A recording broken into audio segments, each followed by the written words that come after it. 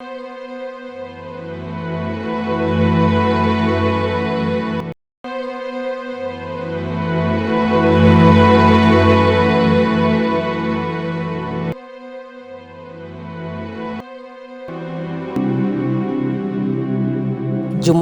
tarehe 12 mwaka 2020 tabakia kichwani mwa Kenya, tarehe ambayo Wizara ya Afya nchini ilithibitisha kisa cha kwanza cha COVID-19. Awali ilikuwa ni simulizi tu kwa wengi, lakini mambo yakawa ya wazi kwa wengine, ikawa mshtuko. As far as coronavirus is concerned, it is not a question of whether. It is not a question of if we are going to get a case in due course. It was a question of when. And members of the press and fellow Kenyans, I want to inform you that the Ministry of Health has confirmed the first coronavirus case in Kenya.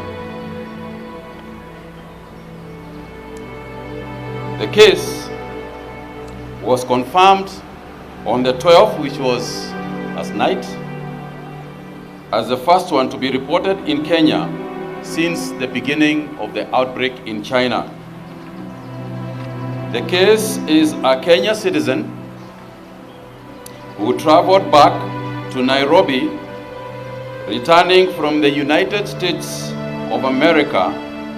Siku chache baadaye, juhudi ya kuwasaka waliotangamana na mgonjwa wa kwanza ikashika kasi. Na kufikia tarehe 15, Kenya ikadhibitisha takriban visa zaidi ya 5. Kupitia Wizara ya Afya, Rais Uhuru Kenyatta akaandaa mkutano wa dharura ya kukabiliana na janga la corona ambalo limeonekana kuhangaisha mataifa mengine. Kuhutubia wa Kenya kwa mara ya kwanza tarehe 15 Machi, Rais Kenyatta alitangaza masharti yatakayozingatiwa ili kuzuia kusambaa kwa virusi hivi vya corona. Mojawapo ya vigezo hivyo ikawa ni kufungwa kwa shule na taasisi za elimu. We have suspended learning in all our education institutions with immediate effect. Consequently, and to facilitate a phased approach, primary and secondary day schools are to suspend operations from tomorrow. For those in boarding schools, the school administration is to ensure that students are home by Wednesday, the 18th March 2020, while universities and tertiary institutions are to close by Friday, 20th March 2020. Chuo Kikuu cha Kiufundi cha Mombasa likafunga lango lake tarehe 20 Ijumaa mwaka 2020 ili kufuata masharti yaliyotolewa na Wizara ya Afya kupitia memo iliyosambazwa mitandaoni. Baada ya kupungua kwa idadi ya maambukizi, Wizara ya Elimu kwa ushirikiano na ile ya Afya katoa taarifa ya kufunguliwa kwa taasisi za elimu kwa kuzingatia masharti ya COVID-19. Unapoingia kwenye lango kuu la chuo hiki, utapata na mifereji ya maji pamoja na sabuni ili kuhakikisha kuwa wanapoingia shule wananawa mikono na kuvalia barakoa, na unapotoka makumbusho ni yale yale. Usajili wa wanafunzi wanaojiunga na chuo hiki cha TUMA ukawa wa mtindo tofauti, kama anavyoelezea naibu chancellor Profesa Laila Abubakar. The halls, we have also made sure there is also social distancing to avoid those congestion. And the School of Business, for example, they are in the assembly hall. Then we have the engineering students, they're in a separate place. The School of Hospitality, Social Sciences also, they're in a separate place. Applied Sciences are separate. So we are trying to make sure that we don't have people crowding in one place.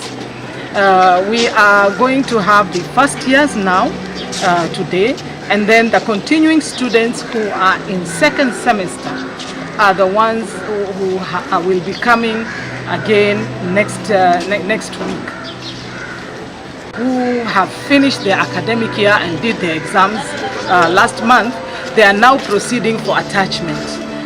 so that we can actually avoid having many students at the same time. Si wanafunzi tu bali pia waadhiri wa chuo hiki cha TUM wanaelezea jinsi COVID ilivyoathiri. Akizungumza nasi mwathiri Eve Wasonga anaelezea kuwa changamoto ya pesa likawa kizungumkuti, kwani wanafunzi wapo nyumbani na hivyo kukosa kulipa karo. Of course, just like any other university, we've been affected in a lot of ways.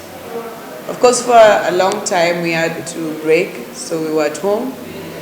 But that also meant, first of all, that affecting us financially, because the institution was not getting finances from the students paying fees and whatever funds come from that. So that was the first thing. So you find some things that were supposed to be paid, payments that were supposed to be made that were due to us were not made because of that. The other thing had to do with finding ways, because there are requirements for the policy on what somebody should be teaching, the number of units. So you find, like, for example, in an academic year, you're supposed to teach, like, for example, about 8 units, or depending on the levels, because we have the diploma level, we have degree level, we have master's level. So if, for example, you're supposed to do 8 units, and at that time, because of the restrictions on the number of students that the institution could accommodate by then, so you find the only units that are available to teach will be like 1 or 2 units. You can't get any other units. So if you taught only 1 or 2, when you come back, the institution requires you to pay it back. So you find, for example, this semester, that is something that is affecting us, because now if ordinarily I'd be teaching 4 units, I end up teaching like 7 or 8 to pay back whatever was not covered. As much as it's not my fault that COVID is there, it's not my fault that things happen the way they are, but the institution requires that to happen so they can justify your salary that you're earning as a full-time employee. Kwa kuwa masomo ya darasani ya moja kwa moja yalipigwa marufuku, chuo kikuu cha TUM kikaanza kutumia mitandao ili kuendeleza masomo yake, lakini changamoto bado likawa wanafunzi wengi kiwa mashambani, pahala ambapo hakuna njia dhabiti ya mawasiliano. Kando na hayo, wahadhiri kuingia mfukoni mwao ili kufanikisha elimu mitandaoni. Eve anasemi moja na waziri wa elimu Profesa George Magoha kuhusu kuweka umbali wa mita 1.5. By the fact that we are not paid to use bundles. When you're hired, you're not told that now part of the salary will cater for the internet that you have to use. Because, for example, even you can't use the internet if you're going to be using that for learning. You won't use bundles. You need a Wi-Fi to be effective. A Wi-Fi, I think the cheapest you have is 2,500 per month. The cheapest that you can have, about that much, 2,500. So of course, to cater for that, then the commuter allowance, argument the commuter allowance would cater for the internet. So we don't have to ask for bundles or for money for internet and all that. But yeah. Alafu kuna ile wakati ambao walikuwa na ile online classes. They had challenges accessing the portals. Kwa sababu wengi wanatoka yale maeneo ambayo yana network. Unapata mwanafunzi anaweza kwenda cyber ama anaweza kwenda mahali fulani ili aweze kuaccess class. Alafu hiyo pekee haikuwa changamoto, kwa sababu pia walimu nao pia hawakuwa na uwezo ya kuweza kujua wanafunzi wana shida gani kulingana na venye wangekuwa class. Mwalimu angejua huyu mwanafunzi hajaelewa na huyu hajaelewa, si ndio? Viongozi wa wanafunzi wanaelezea jinsi wanafunzi wameathirika pakubwa kuwa nje zaidi ya miezi 9, akisema kuwa walijiingiza kwa matumizi ya dawa za kulevya na kina dada kupata ujauzito. Na baada ya ufunguzi wa shule, imekuwa vigumu kwa wanafunzi kuregesha mawazo yao shuleni kwa kuwa wamezoea mandhari tofauti, hivyo kuathiri elimu yao shuleni. Wengi tunaweza sema kulikuwa na muozo wa akili. Unapata kwamba wale wanafunzi wengi walipokuwa pale nyumbani, wengi walikuwa wanapata mimba, unaona. Wengi walianza kuingilia mihadarati sana kwa sababu ulipata wanafunzi waliweza kuwa azini walikuwa na changamoto. Wengi waliingilia kutafuta pesa na hiyo ilikuwa ngumu kuwarudisha shuleni. Lakini pia natumai ya kwamba hii COVID pia ilikuwa na manufaa yake, kwa sababu iliweza kufanya wale ambao wako na makosa wakarudi, wale ambao wako na makosa maishani, wako na uzoefu ya kufanya vitu mbovu waliweza kukaa chini na kurudi kuanza kufanya mambo mazuri katika maisha yao. Kwanza COVID-19 ilikuja as a rude shock to many of the COVID-19. Naona. Na ningependa kusema hivi ya kwamba students wengi walikuwa affected, wengi waliweza kurudi mashambani, and it was a long process to bring back our minds back to classes. One thing the students had to undergo was wamezoea ile maisha ya kuingia classes. So kurudi classes pia iliweza kuchukua muda ndio karudi to the normal. Wanafunzi ambao kando na masomo walikuwa wakifanya biashara ndogo ndogo wanaelezea jinsi walivyoathirika kando na masomo na kufuzu kwa wale walio katika mwaka wao wa mwisho wa masomo. Mimi nimeathirika pakubwa sana, manake kuna vile unajua mimi pia mbali na hivyo mimi ni producer, na part ya hiyo production huwa kuna pia photography, ambapo sasa huwa mara nyingi kuna hao wanafunzi nafanya photography alafu wananipa shilingi 2-3 angalau mimi pia zanisukuma nika pocket money yako kuongeza. Lakini sasa tangu hiyo COVID-19 kuje, kwanza tulifungiwa mwaka mzima, alafu sasa vile uko nyumbani wajua sasa watu wengi hawezi kukujua. Sasa kuna ile pesa pia nayo ile ambayo kidogo ambayo nilikuwa napata ilikuwa sipati tena. Naweza sema ilinirudisha nyuma, manake sasa hata nafaa kuwa nimemaliza. Sasa nimepiga karibia mwaka mbele, mwaka mzima nje, alafu umri ndo huo unaenda. Tufaa kuoa, tupate watoto mapema, tujipange. Si wanafunzi tu na waadhiri, bali pia wafanyabiashara wadogo waliathirika pakubwa, kwani tegemeo lao limekuwa ni wanafunzi ili kupata angalau cha kutia mdomoni. Muhammad ni mwanzilishi wa TUM Minipoli, anaelezea kuwa aliweza kufunga biashara yake ya kuuza vyakula na vinywaji na hata nguo mara 2 baada ya kukosa matumaini, kwani taasisi lilisalia kufungwa, lakini sasa kuna tumaini.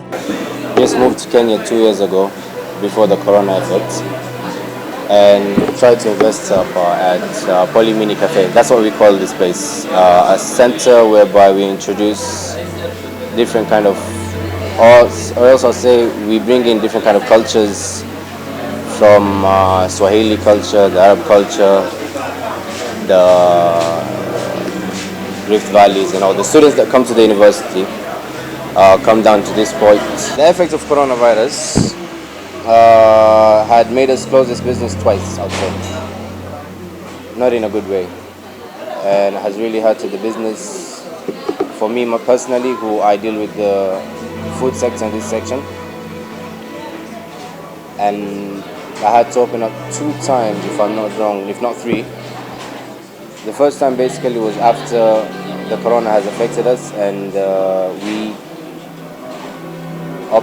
tried to open up back in January, February, with a different intake after the corona, after the government has decided to reopen schools.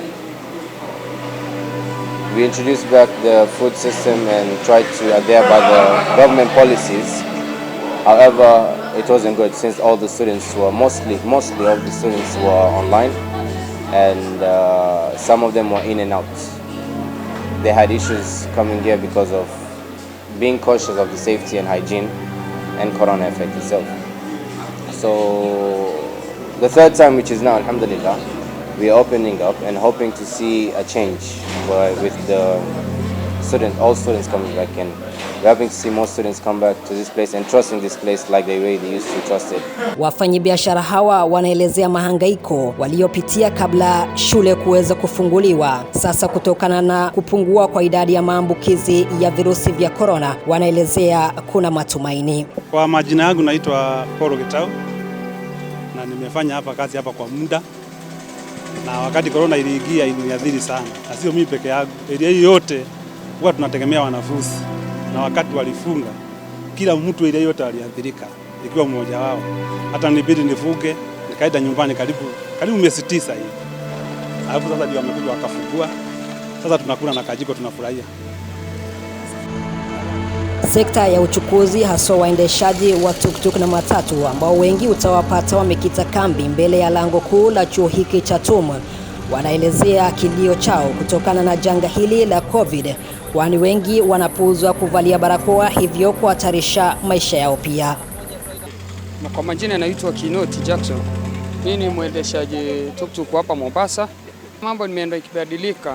Sasa kama sisi kwetu hapa kwa abiria wetu tunapaswa tubebe abiria 3 kwa siku, kwa abiria 3 kwa gari, lakini sasa ile inatumiza tubeba abiria 2 ama abiria 1. Sasa ingine tuseme nimepata abiria 3 hapa na niko hapa mjini, siwezi wabeba wote 3. Wale napaswa nibebe ni abiria 2 sababu ya ku keep distance. Naambia wabae barakoa, wengine kuna wanasema hawana corona, hamna corona, wewe kama umebeba barakoa yako wewe ni sawa, lakini wengine kuna wanaambia wabae barakoa na wengine hamna. Kuna kwa wengine hawataki hata kubeba barakoa, anasema ile idadi ile corona vyenye ilikuwa juu mwaka jana sio kama sasa imepungua, sio kama kitambo. Kwa sasa wimbo utabakia ni ule ule: epuka mkusanyiko, nawa mikono, valia barakoa, weka umbali wa mita 1.5. Afya yako jukumu lako. Kwa makala ya Athari ya Corona kutoka Chuo Kikuu cha Kiufundi cha Mombasa, jina langu ni Juma Jirma.